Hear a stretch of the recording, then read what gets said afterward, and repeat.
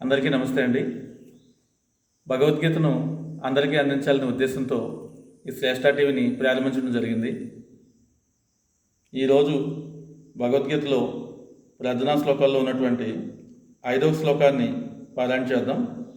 ఆ తర్వాత ప్రథమ అధ్యాయంలోని 9, 10 శ్లోకాలను పారాయణ చేద్దాం. ప్రార్థనా శ్లోకం 5వ శ్లోకం.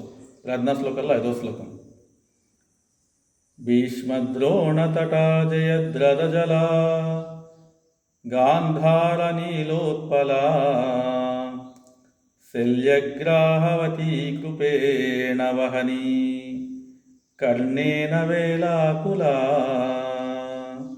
అశ్వత్థామ వికర్ణఘోరమకరా దుర్యోధనావర్తిని సోత్తిర్నా ఖలు పాండవైరణనదీ కైవర్తకః కేశవః.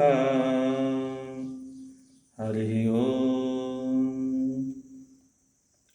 శ్రీకృష్ణ పరబ్రహ్మణే నమః. శ్రీమద్భగవద్గీత అథ ప్రథమోऽధ్యాయః. అర్జున విషాదయోగః. సంజయ ఉవాచ అన్యే చ బహవః శూరా మదర్తే త్యక్తజీవితాః నానాశస్త్రప్రహరణాః సర్వే యుద్ధవిశారదాః. సంజయుడు కురుక్షేత్ర సంగ్రామం యొక్క దృశ్యాన్ని ధృతరాష్ట్రుడికి వివరిస్తూ దుర్యోధనుడు తన గురువైనటువంటి ద్రోణాచార్యులతో ఈ విధంగా చెప్పుచున్నారు. నా కొరకు తమ జీవితములను విడుచుటకు సిద్ధపడిన వీరులు ఇంకను అనేకులు కలరు. వారందరూ వివిధ శస్త్ర అస్త్రములను దాల్చినట్టు వారు, యుద్ధ నైపుణ్యమును కలిగిన వారును అయి ఉండేది. అంటే ఇక్కడ జయద్రథుడు, కృతవర్మ, శల్యుడు వంటి వారు కూడా దుర్యోధను కొరకే తమ జీవితాలను త్యాగం చేయుటకు కృతనిశ్చులై ఉన్నారు.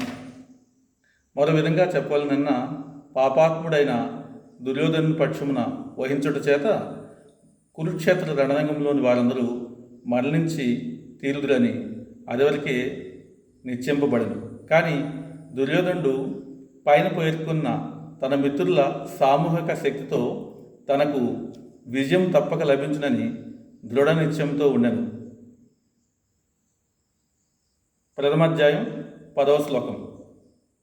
అపర్యాప్తం తదాస్మాకం బలం భీష్మాభిరక్షితం పర్యాప్తం త్విరమే తేషాం బలం భీమాభిరక్షితం. దుర్యోధనుడు ద్రోణాచార్యులతో తమ సైన్యం గురించి ఈ విధంగా చెప్పడం జరుగుతుంది. మన సైన్య బలము అపరిమితము. మనము పితామహుడైన భీష్ముని చేత చక్కగా పరిరక్షింపబడి ఉంటిమి. కానీ భీముని చేత జాగరూకతతో రక్షింపబడుచున్నటువంటి పాండవ సైన్య బలము పరిమితంగా కలదు. దుర్యోధను చేత ఇరు వర్గాల సేనాబలము ఒక అంచనా వేయబడుతుంది. గొప్ప అనుభవజ్ఞుడైన సేనాని భీష్మ పితామహునిచే ప్రత్యేకంగా రక్షింపబడుతుండుట చేత తన సైన్య బలము అపరిమితము.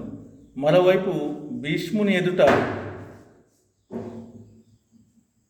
తృణప్రాయం వంటి అల్ప అనుభవజ్ఞుడైన సేనాని భీముని చేత రక్షింపబడుచున్న సైన్యము పాండవ సేనాబలము పరిమితము అని అతడు భావిస్తుండెను. దుర్యోధనుడు ఎల్లప్పుడూ భీముని పట్ల ఈర్ష్య ద్వేషములను కలిగి ఉండెను. ఎందుకనగా తను మరణించవలసి వచ్చినచో భీముని చేత మాత్రమే తాను వరించబడునని అతడు ఎరుగును. అంతేకాకుండా భీముని కంటే మిక్కిలి అనుభవజ్ఞుడైన భీష్ముడు తన పక్షంలో ఉండుటను తలుచుకుని తన విజయం పట్ల అతడు గొప్ప ఆత్మవిశ్వాసమును కలిగి ఉండను. యుద్ధరంగంలో తన విజయం తథ్యమనేది అతని తుదెప్తాము. హరి ఓం. అందరికీ విజ్ఞప్తి ఏంటంటే శ్రేష్ఠ టీవీని దయచేసి అందరికీ షేర్ చేయండి, తమ మిత్రులకి బంధువులకి.